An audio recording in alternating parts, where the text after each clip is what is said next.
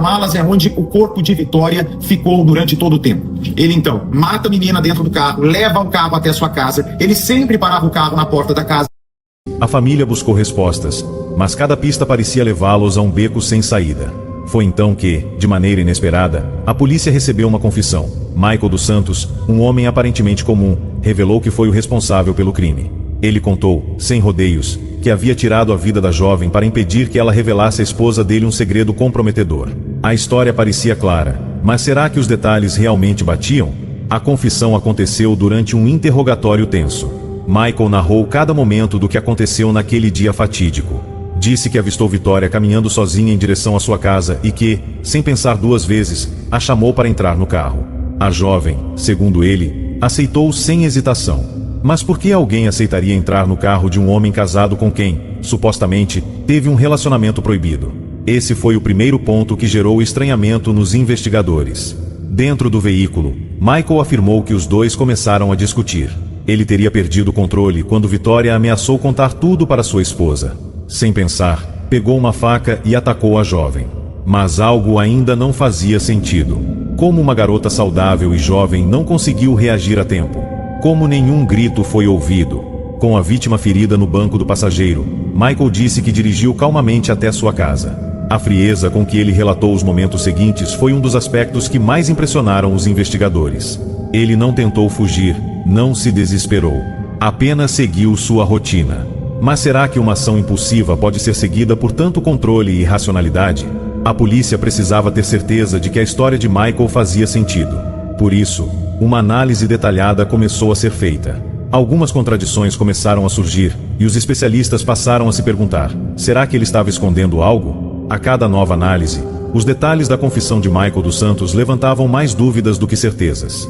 A polícia, que inicialmente via sua confissão como uma peça-chave para esclarecer o crime, passou a enxergar contradições que não podiam ser ignoradas. Michael afirmou que, após o ataque dentro do carro, Vitória teria perdido os sentidos rapidamente, sem ter a chance de reagir. Mas os peritos encontraram indícios de luta. Pequenos arranhões e marcas em seu corpo indicavam que ela pode ter tentado resistir. Como então ele conseguiu dominá-la com tanta facilidade? Outro ponto intrigante foi a versão sobre a arma usada no crime.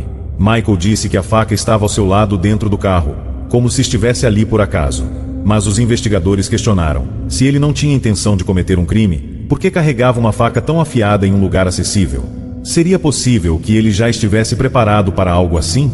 Após o ocorrido, segundo sua versão, ele dirigiu até sua casa com o corpo de Vitória no banco do passageiro. Nenhuma testemunha percebeu algo estranho. Um carro com um corpo dentro passou despercebido? Mais uma questão que gerava incerteza. Ao chegar em casa, ele tomou uma decisão calculada. Escondeu o corpo no porta-malas e só então seguiu para o matagal afastado em Cajamar. Ali, cavou uma cova rasa e enterrou Vitória. O detalhe que chamou a atenção da polícia foi o fato de que, dias depois, o corpo foi encontrado fora da cova. Michael afirmou que não fazia ideia de quem poderia ter mexido ali. Mas será que ele estava dizendo a verdade? A frieza com que ele lidou com a situação foi algo que a polícia destacou. Na manhã seguinte, ele acordou cedo e foi trabalhar normalmente. Nenhum sinal de desespero, nenhuma atitude suspeita. O comportamento dele se encaixava no perfil de alguém que agiu por impulso? Ou tudo isso foi meticulosamente planejado? Outro detalhe levantou suspeitas. No final do dia seguinte, Michael queimou as roupas de Vitória, o celular e até mesmo a sacola que ela carregava. Ele alegou que fez isso para eliminar qualquer evidência. Mas se o crime aconteceu no calor do momento, como ele soube exatamente quais provas destruir? Isso indicaria que ele tinha um conhecimento avançado sobre como ocultar rastros. A arma do crime foi outro mistério.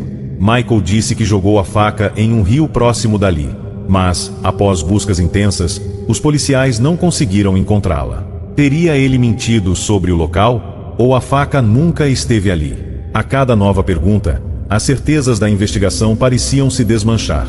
Michael havia confessado, mas sua versão apresentava lacunas. O que ele estava escondendo?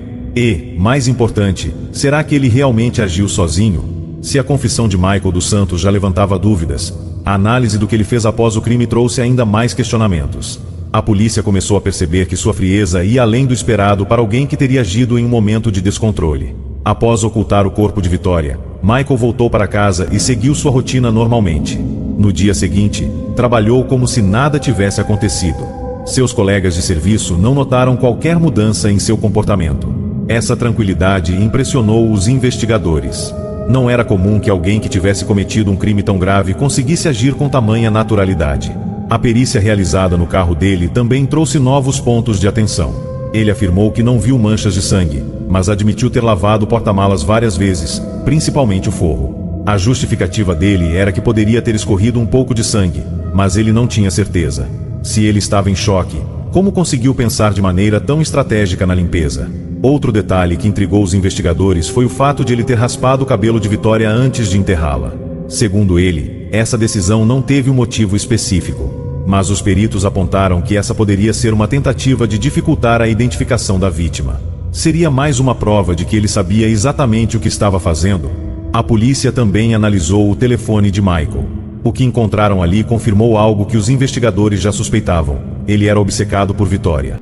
Mas basicamente, ele sabia que ela ia estar na Vitória, porque ela postou na rede social, e essa informação está no relatório de inteligência.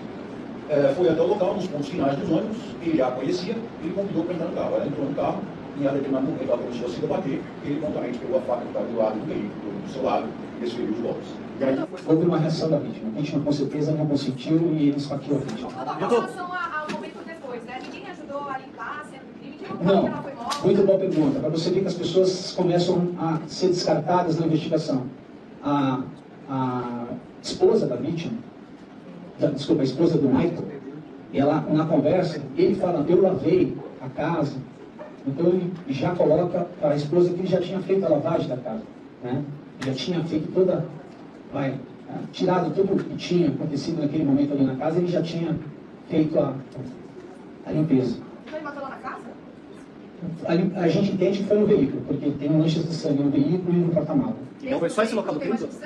Nós encontramos no porta-mala, foi feita a perícia e tem manchas de sangue dentro do porta-mala. Dentro do porta-mala. E ele fala que colocou no porta-mala. Ela já morreu. Ela já não. Doutor, então foi o único local do crime? Não levou ela para outro lugar? Foi só... Não. Okay. Não houve abuso sexual? Não houve abuso sexual, porque já houve um arrebatamento da reação da vítima, onde ele acaba desferindo as facadas, ele fala das facadas, então ali ele já, a vítima vem falecer em razão da hemorragia traumática, que fica muito claro no laudo o tamanho da entrada da perfuração nas cavidades do corpo humano. Ali ela não sobreviveria aquelas facadas. Ele tem alguns traços de comportamento característicos, uma variação de humor própria, ele sai da tristeza, a euforia, a alegria, no falar deles, mas essa circunstância, eu tenho certeza que vai ser avaliada, dilatada na elaboração do seu exame criminológico, que vai ser necessário na fase judicial. E quando ele fala, que confessa, que matou mesmo a Vitória, ele demonstra algum tipo... Não, naturalmente.